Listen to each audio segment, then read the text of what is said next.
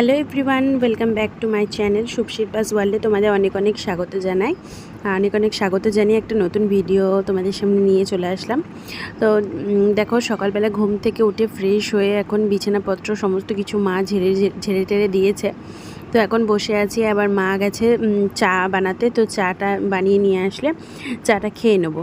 তো দেখো, চাটা খেয়ে নিলাম। এবার খেয়ে দিয়ে অনেকক্ষণ পর কিন্তু আমি আবার রান্নাঘরে আসলাম দেখতে যে মা কী করছে। তো রান্নাঘরে এসে দেখলাম মা আলু পটল কেটে রেখেছে, মানে অনেকটা সবজিপাতি কেটে রেখেছে। তো আমাকে বললো একটু উচ্ছেটা কেটে দে, তো আমি সেই মতনই উচ্ছেটা কেটে দিচ্ছি। তো চলো উচ্ছেটা এখন ফটাফট কেটে দিই। আর হ্যাঁ, আজকে হলো নববর্ষ। তো সকলকে আমি জানাই আমার তরফ থেকে শুভ নববর্ষে আন্তরিক প্রীতি ও শুভেচ্ছা। তো জানি তোমরা ব্লগটা অনেক দেরিতে পাবে, কিন্তু তাও নববর্ষ যেহেতু এখনও রয়েছে, মানে বৈশাখ মাস যেহেতু এখনও রয়েছে, সেজন্য তোমাদের সকলকে আমি নববর্ষে অনেক শুভেচ্ছা জানিয়ে দিলাম। তো তারপরে দেখো, ওখানে উচ্ছে আলু ভাজা কাটা হয়ে গেছে, ওখানে তো মায়ের আলু পটল কাটা হয়েই গেছে অনেকক্ষণ আগে। আর এখানে দেখো টমেটো চাটনি হবে বলে আমি টমেটোটা ভালো করে কেটে নিচ্ছি, চাটনি হবে বলে। তো তারপরে দেখো, সকালবেলায় মা একটু আলু ভেজেছিল, পান্তা ভাত ছিল, সেইটাই বাবা খেয়েছে। তো তারপরে দেখো, সেই আলু ভাজাটা আমি সরিয়ে রাখলাম, আর সরিয়ে রেখে আমি এই কড়াইটার মধ্যে লঙ্কা দিয়ে আলু আর উচ্ছেটা দিয়ে দিলাম। এখন একটু ভালো করে নাড়াচাড়া করে নিয়ে আমি কিন্তু এটা ভেজে নেব। আর হ্যাঁ, মা রান্নাটা করতে পারতো, কিন্তু আমি মাকে বললাম যে না, তোমাকে মা রান্না করতে হবে না, যেহেতু আজকে পয়লা বৈশাখ আর মায়ের অনেক কিছু কাজ রয়েছে, যেমন তোমার ধরো একটু ঘরদোর পরিষ্কার করা বলো, তারপরে আবার ইদানিং আমি যেহেতু আমার হয়ে গেল সময় কাটানো, এবার এখান থেকে বাসন্তী পুজো স্টার্ট হচ্ছে। তো বাসন্তী পুজো শেষ হওয়া মাত্রই আমি কিন্তু এখান থেকে চলে যাব, মানে আমি দিল্লিতে চলে যাব, আমার থাকা শেষ, আমার ছুটি শেষ আর কি। তো সেই জন্য কিন্তু মা আমার সমস্ত জামা কাপড় এক এক করে বার করে কেচে কেচে দিচ্ছে। আর এখানে দেখো, ছোটো কড়াইটায় আলু ভাজা বসালাম, আর এখানে মশলাটা আমি করে নেব। তো চলো মিক্সিতে আমি প্রথমে মশলাটা করে নিই। তো তারপরে ওইদিকে আমার কিন্তু রান্নাবান্না সব কমপ্লিট হয়ে গেল। এবার কিন্তু আমি মুগের ডাল বসিয়ে দিয়েছি, আর এখানে ভাত আর ভাতটা ফুটছে আর কি, জলটা। এবার চালটা ধুয়ে কিন্তু আমি দিয়ে দেবো। তো আর ওইদিকে দেখো, মা কিন্তু ঘরদোর মুছছে, আর ওখানটায় প্যাকেটে দেখতে পেলে ডালপুরি। তো দাদু আমার জন্য সকালবেলায় ডালপুরি নিয়ে এসেছিলো। তো সেটা খেতে খেতে আমার প্রায় 12টা বেজে গেছে। আমি ভাবছিলাম যে মা হয়তো আমার সাথে খাবে, কিন্তু পরে আমি জানতে পারলাম যে না, মা আমার সাথে খাবে না, মা পরে খাবে, মা পুজো টুজো সমস্ত কিছু সেরে তারপরে খাবে। মা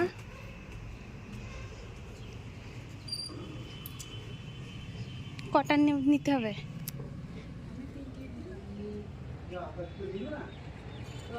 চারটি কি হবে? তো নাও নাও না, নিয়েছি এই যে একটা নিচু পাতালি ভর্তিটা নিয়ে।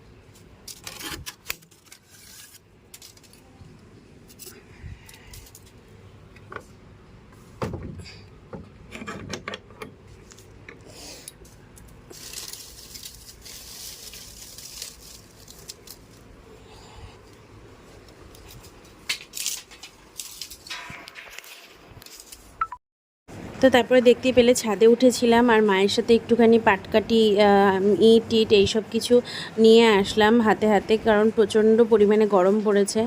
আর এই যে দেখতে পাচ্ছ এখানে আমার রান্না প্রায় কমপ্লিট। মুগের ডাল, আলু পটলের তরকারি, আলু উচ্ছে ভাজা, চাটনি, আর এদিকে কিন্তু এখন আমি ডিম রান্না করে নিচ্ছি।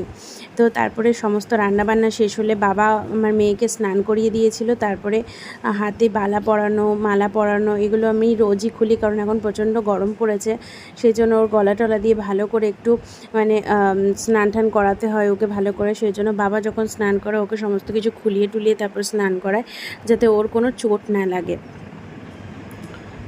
এই যে দেখো আমার ছোট্ট পরি, আমার ছোট্ট রাজকন্যা আজকে পয়লা বৈশাখের দিন নতুন গেঞ্জি আর নতুন প্যান্ট পরেছে, আর নতুন জামাও আছে, সেটা বিকেলের দিকে পরাবো। এখন প্রচণ্ড রোদ, প্রচণ্ড গরম। তো এখন মা স্নান করছে, আমার তো রান্না বান্না কমপ্লিট। বলবো না, কথা বলবো না। তো আমার রান্নাবান্না কমপ্লিট হয়ে গেছে, মা বাকি সমস্ত কাজ করেছে। মা এখন আবার কি মা এখন আবার পুজো করবে, তারপরে আরও রিচুয়ালস আছে, দুধ উতলানো, এইসব কিছু করবে। আমার মেয়েটাকে দেখো কি করছে, বলে দাও শুভ নববর্ষ সকলকে, বলো অনেক অনেক শুভেচ্ছা বলো।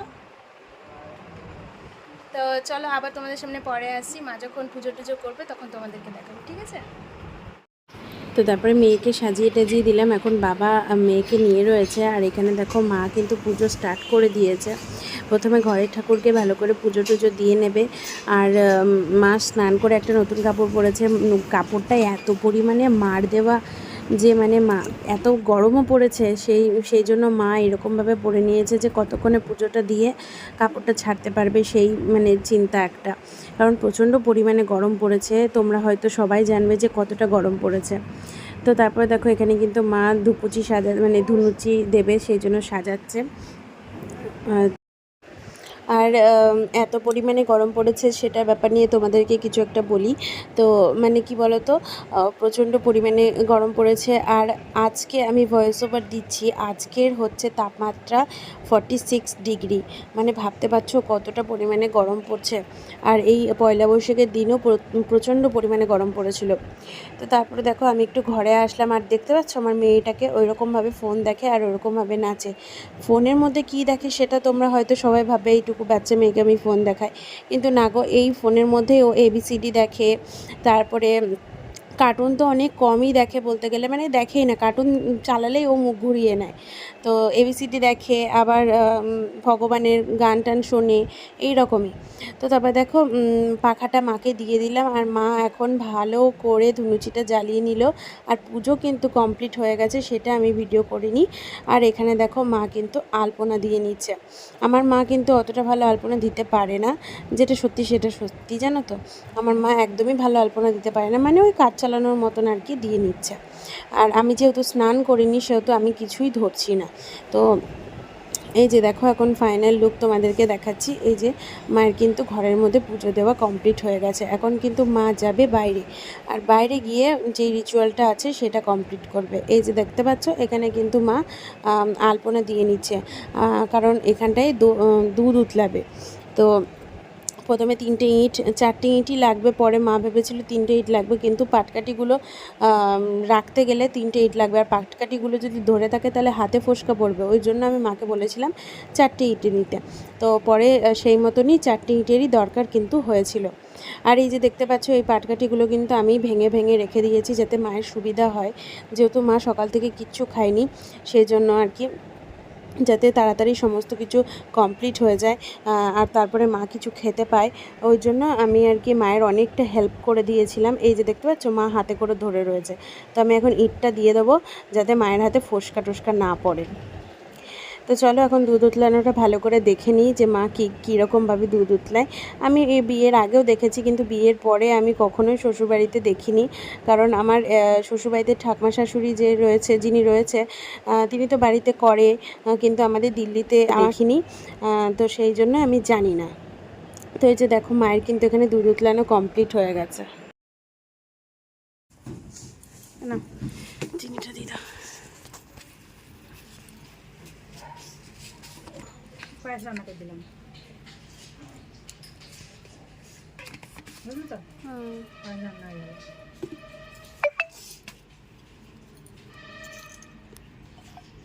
হয়ে গেছে।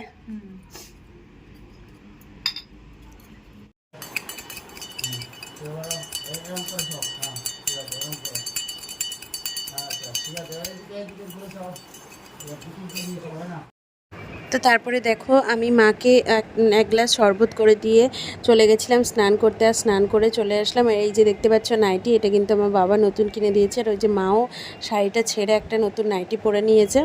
তো তারপরে অনেকটা টাইম রেস্ট করার পর এখন উঠে পড়েছি সন্ধ্যাবেলায়। আবারও মেয়েকে দেখতে পাচ্ছ মোবাইলে ওই ABCDর গান চালিয়ে দিয়েছি। তো তোমরা সার্চ করে নিতে পারো, আমার মেয়েকে আমি চুচু টিভি বলে একটা চ্যানেল আছে সেটাই দেখায়, আর সেটার মধ্যে সমস্তটাই পড়াশোনার জিনিসই দেখায়। যেটা পড়াশোনার জিনিস দেখায় আমি সেটাই মেয়েকে দেখাই। তো তারপর দেখো এখন মেয়েকে বসে গেছি সাজাতে। আর তোমরা দেখে হয়তো ভাবতে পারছো এইটুকু বাচ্চা মেয়েকে কীভাবে আমি চুলটা বাঁধবো। হ্যাঁ গো, এতটা যুদ্ধ করেই আমাকে কিন্তু ওর চুল বাঁধতে হয়। আর চুলগুলো অনেক বড় হয়ে গেছে। তো ষষ্ঠী পুজো যখন হবে, মানে জামাই ষষ্ঠী যখন হবে, তখন ওর চুলগুলো কেটে গাছতলায় দিতে হবে। ওই কারণেই আমি ওকে এখন করাচ্ছি না, মানে টাকলু মাথা করাচ্ছি না, কিন্তু করানোটা উচিত ছিল। আমার এত পরিমাণে গরম পড়েছে, ওরও মানে বিরক্ত লাগছে, কিন্তু কিছু করার নেই। এখন ওই চুলকোটা আমাকে রাখতেই হবে। ষষ্ঠীতলা মানে ষষ্ঠী পুজো তো প্রায় চলেই আসলো, তো তখনই আমি ওর চুলগুলো কেটে আমি কিন্তু ষষ্ঠীতলা দিয়ে দেবো। তো দেখো এক সাইডে কিন্তু চুল বাঁধা কমপ্লিট হয়ে গেছে। আর আমার মেয়েটা এতটাই ছটফট করে, আমি দেখতে পাচ্ছ কতবার করে মাথায় হাত দিচ্ছি, আবার চুলকোটা ধরছি, আবার ছেড়ে দিচ্ছি। এত ছোট চুল বাঁধা যায় নাকি? কিন্তু তাও আমি চেষ্টা করি যাতে একটু মানে ঠিকঠাক লাগে ওকে দেখতে, সেই জন্য চুলকোটা বেঁধে দিচ্ছি। আর বারবার ও হাত দিচ্ছে, ওদিকে ফোনও দেখছে, আবার ওদিকে ওর খেলনাও দরকার। এইবার কিন্তু একরকম আমি জোর জবরদস্তি করে ওর চুলটা বাঁধার চেষ্টা করেছি। ও যতই হাত দিচ্ছে আমি কিন্তু এবার আর মানিনি। এইবার আমি জোর করেই আমি ওর চুলটা বাঁধার চেষ্টা করছি। আর ওদিকে দেখতে পাচ্ছ বাবা মা দুজনেই চা খাচ্ছে, আমার চাটাও রাখা আছে, কিন্তু আমি বললাম আগে আমি ওর চুলটা বাঁধবো, তারপরেই আমি চা খাবো, ওকে আগে রেডি করব তারপরে। আর আজকে যেহেতু ষষ্ঠী, মানে বাসন্তী পুজোর ষষ্ঠী, আবার কী যেন বলে, আবার হচ্ছে পয়লা বৈশাখ, দুটো একসাথে, সেই জন্য ভাবলাম মেয়েকে একটু না সাজালে হয়। সেই জন্য মেয়েকে আমি একটু ভালো করে সাজিয়ে দিয়ে নতুন একটা জামা পরিয়ে দিয়ে বাবার সাথে পাঠাবো। বাবা একটু ঘুরিয়ে নিয়ে আসবে। আর আমাদের মাঠে, মানে আমার বাপের বাড়ির পাশে একটা বড় মাঠ রয়েছে, সেই মাঠেই কিন্তু বাসন্তী পুজো শুরু হয়ে গেছে আর কি। লাইটিং তো তোমরা আগের ব্লগেই দেখেছো যে লাইটিং মানে জ্বালানো হয়ে গেছে পঞ্চমীর দিন থেকে। তো আজকে ষষ্ঠী, আজকেও কিন্তু মোটামুটি ভিড় হবে, কিন্তু আজকে আমরা কেউই ঠাকুর দেখতে যাব না। তো ঠাকুর দেখতে যাব পরের দিন থেকে। তো তোমরা সেটা পরের ব্লগে দেখতে পাবে, আমি কিন্তু তোমাদের সাথেও শেয়ার করব। তো চলো এখন মেয়েকে ভালো করে পাউডার মাখিয়ে দিয়েছি। এখন মুখে আমি পাউডার মাখাতে গিয়ে মনে পড়লো আরে ক্রিম তো লাগাইনি। তো তারপরে আবার ফটাফট করে ক্রিমটা লাগিয়ে নিলাম ওর মুখে।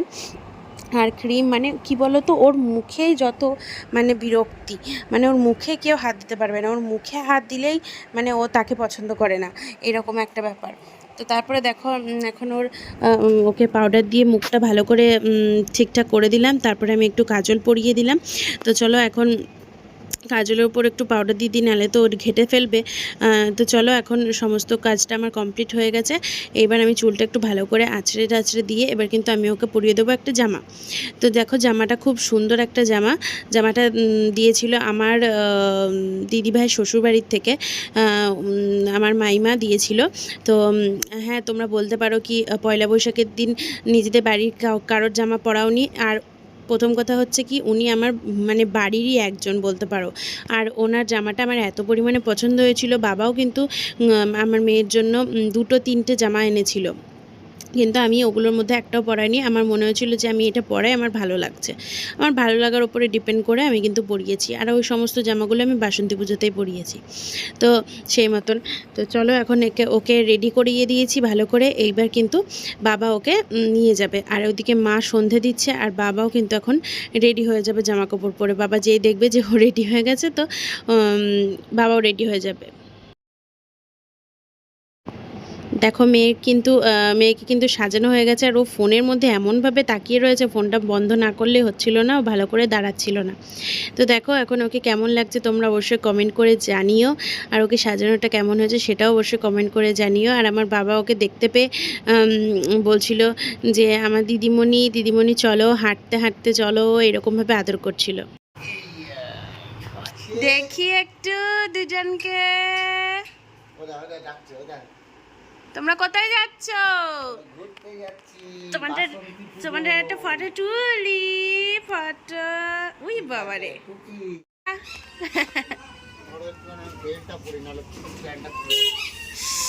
উফ, ওই তো টাটা যাবে, এই যে আসো আসো আসো,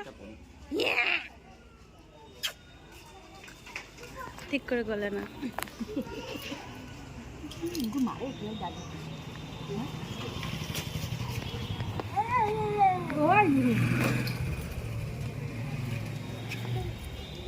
জলকে দিয়েছে তো আবার যে পারে সে বাবা, কখন?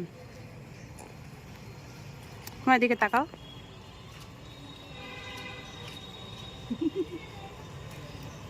করে না দিদি, এরকম করে না শোনা।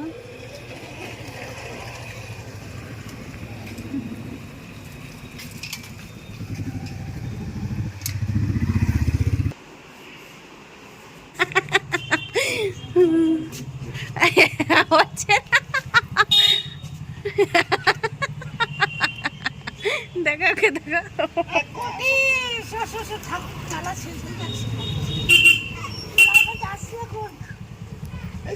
Tata tata tata. আনন্দ মেয়ে দেখ কোথায় যাচ্ছ বাসন?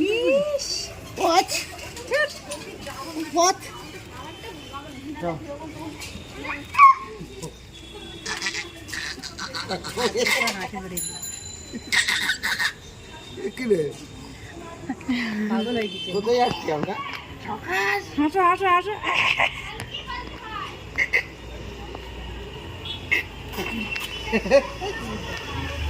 এত হাসে না বাবা রাস্তাঘাটে, যাও টাটা। টাটা টাটা, যাও যাও। ই মা, ও কি পাগল হয়ে গেছে নাকি?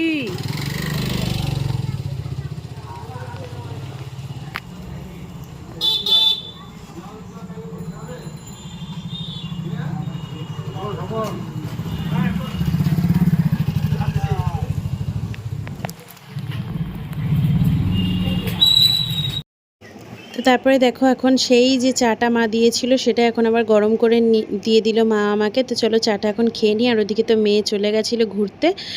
তো চলো এখনকার মতন এই ব্লগটা এখানেই শেষ করে দিচ্ছি। রাত্রে বাবা কিন্তু তরকা নিয়ে এসেছিলো খাওয়ার জন্য। তো চলো দেখা হচ্ছে তোমাদের সাথে পরের একটা ভিডিও নিয়ে। তো সবাই কিন্তু সাবস্ক্রাইব করে দিও।